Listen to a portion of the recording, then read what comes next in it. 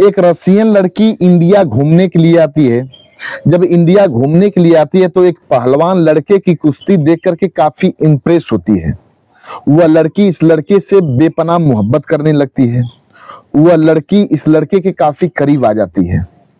वह रसियन लड़की इस लड़के के साथ घूमती है, टहलती है। एक रोज वह रसियन लड़की इस लड़के से शादी के लिए प्रपोज कर देती है। वह लड़का शादी के लिए राजी हो जाता है। तब वह लड़की इस लड़के से संबंध बनाने के लिए कहती है शादी से पहले। वह लड़का जब इतनी बात सुनता है तब मना करता है उसको संबंध बनाने से, लेकिन वह लड़की बार बार जिद करने लगती है। फिर इसके बाद वह लड़का जो किया आप सब सुन करके हैरान रह जाएंगे। नमस्कार, प्रणाम। हम अजीत यादव उर्फ शेरा भाई, हमारे इस चैनल में आप सबका बहुत बहुत स्वागत है। अगर आप लोग हमारे इस चैनल को सब्सक्राइब नहीं किए हो तो आप सबसे निवेदन है कि आप लोग हमारे इस चैनल को सब्सक्राइब करें, लाइक करें, कमेंट करें। कहानी अच्छी लगे तो इसको शेयर जरूर करना। बहुत ही इंटरेस्टिंग कहानी है, अब तक की बहुत ही इंटरेस्टिंग ये कहानी, इसको आप जरूर सुनिएगा। हम उम्मीद करते हैं आप लोग पसंद करेंगे। यह कहानी शुरू होती है पंजाब प्रांत से। यहीं के रहने वाले एक व्यक्ति जिनका नाम बलबीर सिंह होता है।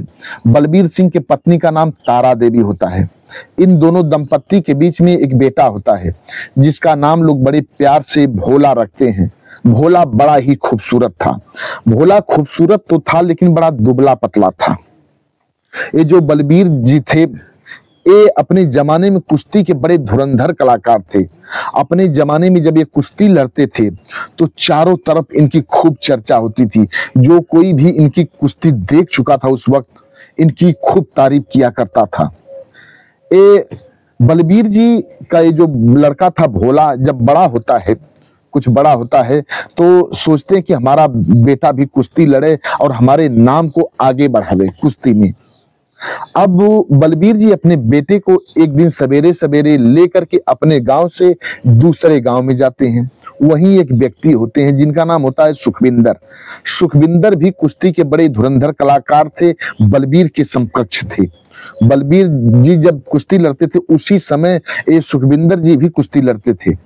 लेकिन बलबीर जी अपनी खेती बाड़ी में लग गए। ये जो सुखविंदर जी थे अपना एक पर्सनल अखाड़ा चलाने लगते हैं। सुखविंदर जी का एक बेटा होता है, उसका नाम मंजीत होता है। मंजीत को कुश्ती लड़ाते थे सुखविंदर जी। सुबह शाम रियाज कराते थे। कुछ लड़के और भी आया करते थे, अखाड़े पर रियाज करते थे, लड़ते थे। और सुखविंदर जी लड़कों को लड़ाते भिड़ाते थे, अपने बच्चे को खुद लड़ाते थे। जब बलबीर जी वहां पहुंचते हैं अखाड़े पर, तब सुखविंदर जी देख करके पहचान जाते हैं। बलबीर से कहते हैं कि अरे भाई बलबीर, आप कहाँ आए हो, क्या बात है। जब इतनी बात बलबीर जी सुनते हैं तो अपने बेटे को भोला को आगे करके कहते हैं कि सुखविंदर भाई, मैं अपने बेटे भोला को कुश्ती लड़ाना चाहता हूं। हमारा बेटा जब कुश्ती लड़ेगा तब हमारा नाम और रोशन करेगा। हमारी इच्छा है कि ये भी कुश्ती लड़े और आप इसको कुश्ती का दाव पेच सिखाएं, इसको अपने अखाड़े में रियाज करावें। जब इतनी बात सुखविंदर जी सुनते हैं और भोला को देखते हैं तो कहते हैं कि बलबीर भाई, आपका बेटा बड़ा दुबला पतला है, आप इसको पढ़ाइए लिखाइए, इसको क्यों कुश्ती में धकेल रहे हैं, इसको आप घर ले जाइए, इसको कुश्ती मत लड़ाइए, हमारी राय मानिए आप, तो इसको आप पढ़ाइए लिखाइए, डॉक्टर बनाइए, इंजीनियर बनाइए, इसको क्यों कुश्ती में परेशान कर रहे हैं। जब इतनी बात बलबीर जी सुनते कहते हैं कि भाई, हमारी जो आखिरी इच्छा है कि ये कुश्ती लड़े, डॉक्टर इंजीनियर हमारी ख्वाहिश नहीं है, इसको कुश्ती लड़ाना चाहता हूं, आप इसको कुश्ती सिखाइए ना। जब इतनी बात सुखविंदर जी सुनते हैं कहते हैं कि भाई देखिए, ये इतना दुबला पतला कि अखाड़े का कोई बच्चा इसको पटक देगा, इसके हाथ पैर टूट जाएंगे तो बड़ा अनर्थ हो जाएगा, आपका इकलौता लड़का है, आप इसको घर ले जाइए। जब इतनी बात सुखविंदर के शिष्य गण सुनते हैं और उनका बेटा मंजीत सुनता है, सभी लोग खिलखिलाकर हंस पड़ते हैं। वह लड़का काफी शर्मिंदगी महसूस करता है, लेकिन बलबीर जी फिर रिक्वेस्ट करते हैं, कहते हैं भाई हमारी बात को मानिए, आप हमारे बेटे को भी अपने अखाड़े पर लड़ाइए, इसको दाव पेच सिखाइए, हमारी इच्छा है भैया। फिर सुखविंदर जब इतनी बात सुनते हैं फिर वही बात दोहराते हैं, कहते हैं कि भाई आप हमारी बात को मान नहीं रहे हो, आप इसको घर पर ले जाइए, कोई लड़का इसी अखाड़े से इसको पटक देगा, इसकी मौत हो जाएगी, इतना कमजोर है, मौत हो जाएगी तो आपके घर अनर्थ हो जाएगा साहब, आप इसको ले जाइए। जब इतनी बात फिर उनके शिष्यगण सुनते हैं, उनका बेटा मंजीत सुनता है, फिर सभी लोग खिलखिलाकर हंस पड़ते हैं। जब इतनी बात भोला सुनता है, तैश में आ जाता है। अपने पिता को और अपनी बेइज्जती को वह बर्दाश्त नहीं कर पाता है। अपने पिता से कहता है कि पिताजी, ये आपको जलील कर रहे हैं, आप यहां से चलिए। और आज मैं इस अखाड़े पर कसम खाता हूं, एक दिन मैं बहुत ही अच्छा पहलवान बन करके दिखाऊंगा। आप घर पर हमें दाव पेच सिखाइए, कुश्ती लड़ाइए, रियाज कराइए।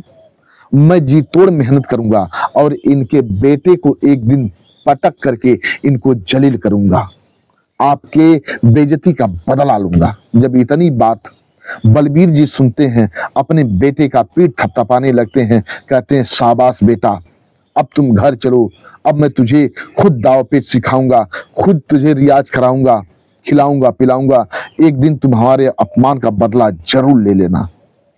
इतनी बात कहते हुए बलबीर जी अपने बेटे को लेकर के घर जाते हैं, लेकिन इधर जो सुखविंदर जी का बेटा था वो अपने सबाब पर था। उसकी कुश्ती चारों तरफ जब होती थी हाहाकार मच जाता था, जहां जहां कुश्ती लड़ता था उसकी खूब तारीफ होती थी। लेकिन इधर बलबीर जी अपने बेटे भोला को घर पर लेकर के आते हैं, उसको कुश्ती लड़ाना सिखाने लगते हैं, दावपेच सिखाते हैं। भोला जी तोड़ मेहनत करने लगता है। जब जब उसको वक्त मिलता था तब तब वह कुश्ती लड़ने का दावपेच अपने पिता से सीखता था। और बलबीर जी अपने बेटे को खूब खिलाते पिलाते थे। धीरे धीरे वह लड़का अच्छा खासा लड़ने में निकलने लगता है। गांव के इर्द गिर्द जितने लड़के थे लड़ने में, उन सबको पटकने लगता। अपने उसके समकक्ष जितने लड़के उभर रहे थे सबको पटकने लगता है। उसकी चारों तरफ चर्चा होने लगती है। धीरे धीरे समय बीत रहा था।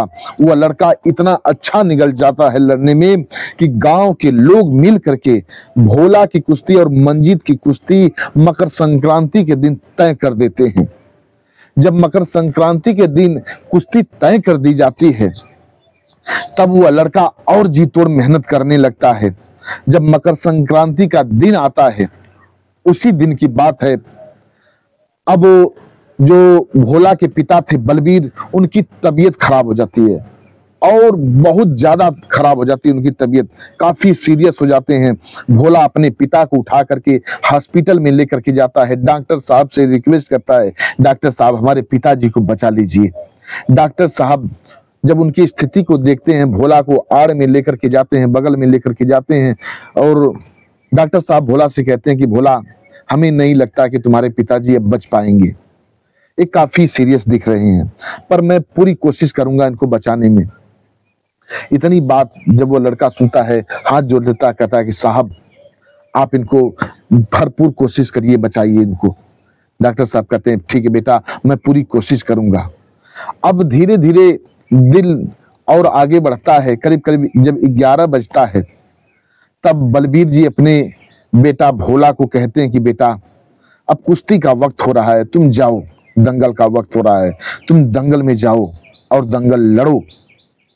जब इतनी बात हुआ भोला सुनता है, कहता है पिताजी मैं आपको हॉस्पिटल छोड़ के अखाड़े पर नहीं जाऊंगा, दंगल में नहीं जाऊंगा।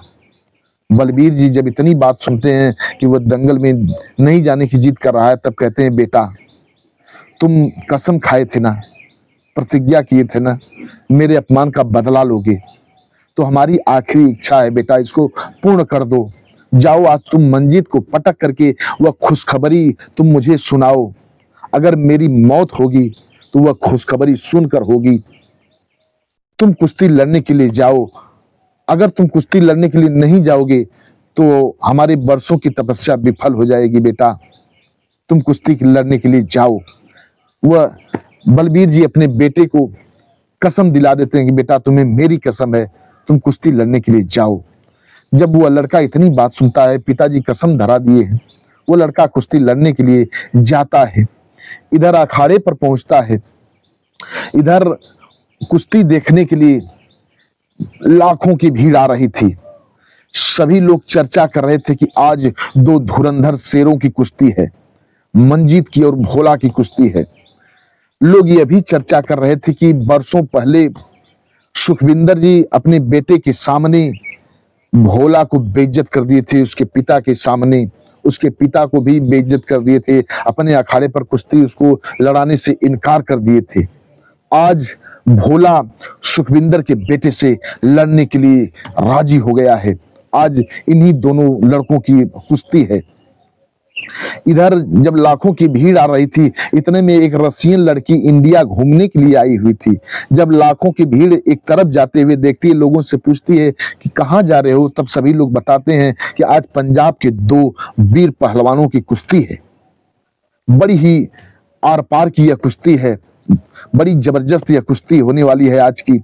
वह लड़की जब इतनी बात सुनती है, वह लड़की भी दंगल देखने के लिए उस अखाड़े स्थल तक पहुंचती है, दंगल स्थल तक पहुंचती है। उस लड़की का नाम अनिका होता है। वह लड़की बेहद खूबसूरत थी।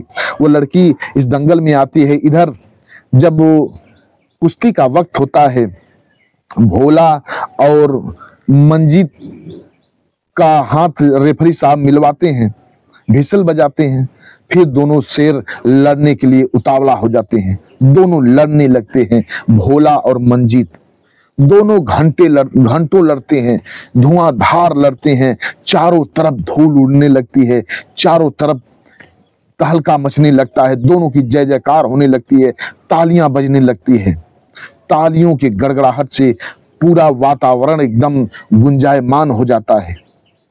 धीरे धीरे जब 1 घंटे का वक्त बीत जाता है, तब इतने में भोला मौका पा जाता है, मंजीत को अपने पीठ पर चढ़ा लेता है। पीठ पर चढ़ाने के बाद अखाड़े में उसको पटक देता है, पटक करके उसके सीने पर बैठ जाता है। लोग शाबाशी देने लगते हैं, तालियां बजाने लगते हैं, बधाइयां देने लगते हैं। कुछ लोग पैसे रुपए दे रहे थे, इनाम दे रहे थे। इतने में एक लड़का भागता हुआ आता है और आकर के भोला से कहता है कि बाबूजी अब ढेर सीरियस हैं, आप जितना जल्दी हो सके आप हॉस्पिटल चलो। इधर वह लड़का जब इतनी बात भोला सुनता है, वहां से दौड़ते हुए हॉस्पिटल की ओर जाता है। और इधर जो वह लड़की, रशियन लड़की आई थी अनिका, वह लड़की भी इस लड़के की कुश्ती देख करके, भोला की कुश्ती देख करके काफी इंप्रेस होती है। वह लड़की भी इस लड़के का, भोला का पीछा कर लेती है। देखती है ये लड़का कहाँ भाग करके जा रहा है। वह लड़की पीछा करते करते हॉस्पिटल पहुंचती है। इधर भोला भी अपने पिता के पास पहुंच जाता है। अपने पिता के पास जा करके खुशखबरी सुनाता है। जब इतनी बात बलबीर जी सुनते हैं कि हमारा बेटा मंजीत को पटक दिया, उनकी आंखों में आंसू आ जाते हैं, मुस्कुराने लगते हैं। मुस्कुरा करके अपने बेटे का पीठ थपथपाते हैं और कहते हैं, बेटा आज तूने हमारी लाज रख ली, आज तूने हमारे अपमान का बदला चुका लिया बेटा। अब तो मैं इस दुनिया को छोड़ करके जा रहा हूं, लेकिन मैं अपने आप को बहुत ही गौरवान्वित महसूस करूंगा। मुझे आज बहुत फक्र हो रहा है बेटा, लेकिन अब हमारे पास समय नहीं, हमारे पास समय नहीं है। अब मैं इस दुनिया को छोड़ करके जा रहा हूं। अपने बेटे के सिर पर हाथ फेरते हुए अपनी अंतिम सांस लेते हैं, फिर मौत के हवाले चले जाते हैं, मौत के मुंह में चले जाते हैं, अर्थात उनकी मौत हो जाती है बलबीर जी की। ये सब दृश्य वह लड़की अनिका देख रही थी। वह लड़की अब भोला के पास आ जाती है। भोला जब उस लड़की को देखता है, उससे रोते हुए पूछता है कि तुम कौन हो। वह लड़की सारी बात बताती है कि मैं भी दंगल में गई थी, आपकी कुश्ती को देख करके काफी इंप्रेस हुई, आप बहुत अच्छे लड़ रहे थे। वह लड़की कहती है कि इनाम के तौर पर आपके पिता का जो भी क्रियाक्रम होगा, सारा खर्च, यहाँ हॉस्पिटल में जितना खर्च है सब खर्चा मैं दूंगी। वह लड़की हॉस्पिटल का सारा चार्ज देती है। फिर इसके बाद वह भोला अपने पिता को लेकर के रोते हुए अपने घर पर आता है। वह लड़की भी साथ में आती है और श्मशान घाट तक भी जाती है वह लड़की। भोला जब अंत्येष्टि क्रिया करता है, तब सारा खर्च वह लड़की अदा करती है, सारा पैसा वह लड़की देती है। फिर 13वीं संस्कार जब भोला करता है, 13वीं संस्कार में भी पूरा पैसा लगाती है और उस लड़की के धीरे धीरे काफी करीब आ जाती है। हंसती थी, बोलती थी। वह लड़का भोला भी इस अनिका से काफी करीब आ जाता है। दोनों एक दूसरे से बेपनाह मोहब्बत भी करने लगते हैं। धीरे धीरे वह लड़की 1 महीने तक भोला के साथ घूमती है, टहलती है। फिर एक दिन मौका पा करके वह अन्निका भोला से शादी के लिए प्रपोज कर देती है। जब शादी के लिए प्रपोज करती है तब भोला कहता है कि मैं आपसे जरूर शादी करूंगा। आप इतनी खूबसूरत हैं, खूबसूरत के साथ साथ आपका दिल बहुत बड़ा है, आप बहुत नेक दिल हैं, मैं आपसे शादी जरूर करूंगा। जब इतनी बात वह लड़की सुनती है तब शाम को वह लड़की भोला से कहती है कि भोला अब तुम मेरे साथ फिजिकल रिलेशन बनाओ, मैं तुमसे फिजिकल रिलेशन बनाना चाहती हूँ। जब इतनी बात वह लड़का सुनता है, कहता है कि मैडम हमारे कल्चर में ये सब नहीं है, मैं आपसे शादी करूंगा तो करूंगा, शादी से पहले मैं फिजिकल रिलेशन नहीं बना सकता। वह लड़की काफी जिद करने लगती है। तब वह लड़का कहता है कि सुनो, मैं पहले अब कल ही तुम्हारे साथ चलता हूँ, यही के मंदिर में पूरे रीति रिवाज के अनुसार शादी करूंगा, शादी करने के बाद जो कुछ होगा वो करूंगा। वह लड़की मान जाती है और सवेरा होता है, भोला अपनी माँ को लेता है और गांव के कुछ मानिंद को लेता है, मानिंद लोगों को लेता है और वहीं के एक मंदिर में जाता है, अन्निका से शादी करता है और फिर उसको घर पर लेकर के आता है, उसको अपनी दुल्हन बना करके रखता है और उसके साथ फिर जो भी कृत्य करना होता है, फिजिकल रिलेशन बनाना होता है, बड़े हंसी खुशी से उस लड़की के साथ फिजिकल रिलेशन बनाता है। वह लड़की करीब करीब 1 महीने तक और रहती है, इस लड़के के साथ घूमती है, टहलती है। फिर इसके बाद जब उसका वीजा खत्म होता है तब वह लड़की भोला से विदा लेती है और भोला की माँ से विदा लेती है और कहती है कि मैं जा रही हूँ अपने वतन और आप लोगों को वीजा बनवा करके भेजूंगी, आप लोग भी वहीं चले आइएगा। मैं अपने माता पिता की इकलौती बेटी हूँ, हमारे पास करोड़ों की संपत्ति है, कई कंपनियां चल रही हैं, आप वहीं आइए और पूरी कंपनी की देखरेख आप करिए। जब इतनी बात हुआ लड़का सुनता है, कहता है ठीक है। अब उस लड़की को, अन्निका को लेकर के एयरपोर्ट पर जाता है, एयरपोर्ट पर फ्लाइट के जरिए उसको विदा करता है। वह लड़की अपने रसिया चली जाती है। फिर जब रसिया जाती है वहां अपने माता पिता से सारी बात बताती है, वीडियो कॉलिंग बात कराती है भोला से, उसकी भोला की माँ भी बात करती हैं। फिर उस लड़की के माता पिता भी उस लड़के को देख करके काफी इंप्रेस होते हैं। वह लड़की कुश्ती लड़ते हुए उस भोला का वीडियो भी बना ली थी, उस वीडियो को दिखाती है। उसके माता पिता बहुत खुश होते हैं। उसके माता पिता कहते हैं ठीक है, उसको यहीं बुला लो। अब वह लड़की वीजा तैयार कराती है, वीजा तैयार करा करके भोला के घर भेज देती है, भोला के पते पर। भोला भी अपना पासपोर्ट बना करके रेडी कर लेता है, अपना और अपनी माँ का पासपोर्ट बनवा लेता है। फिर इसके बाद एक दिन वह फ्लाइट के जरिए रसिया चला जाता है और रसिया के एयरपोर्ट पर वह लड़की रिसीव करने के लिए भोला को आती है। भोला को और उसकी माँ को अपने 4 व्हीलर कार में बैठा करके अपने घर पर लेकर के जाती है। उस लड़की जो अन्निका थी, उसके माता पिता इन दोनों का, भोला का और भोला की माँ को खूब सेवा सत्कार करते हैं, खूब सम्मान देते हैं। फिर अपने घर पर रख उनको कहते हैं कि आप लोग यहीं रहिए और हमारी जो कंपनी है उसकी देख रेख आप लोग करिए। अन्निका के माता पिता सारी जिम्मेदारी भोला को सौंप देते हैं और भोला वहां की कंपनी की देख रेख करने लगता है। फिर इसके बाद वहीं की नागरिकता ले लेता है और अन्निका के साथ, अन्निका के माता पिता के साथ, अपनी माँ के साथ वहीं रहने लगता है, अपना जीवन बिताने लगता है। बस आज की कहानी इतने तक। कहानी कैसी लगी आप लोग कमेंट बॉक्स में बताइएगा। हमारे कुछ व्यूअर हैं जो कि अपना नाम बुलवाने के लिए अपील किए थे। एक हैं ब्रोजेंद्रो सिंह जो कि मणिपुर के रहने वाले हैं, हमारी हर कहानियों को सुनते हैं, बेहद पसंद करते हैं।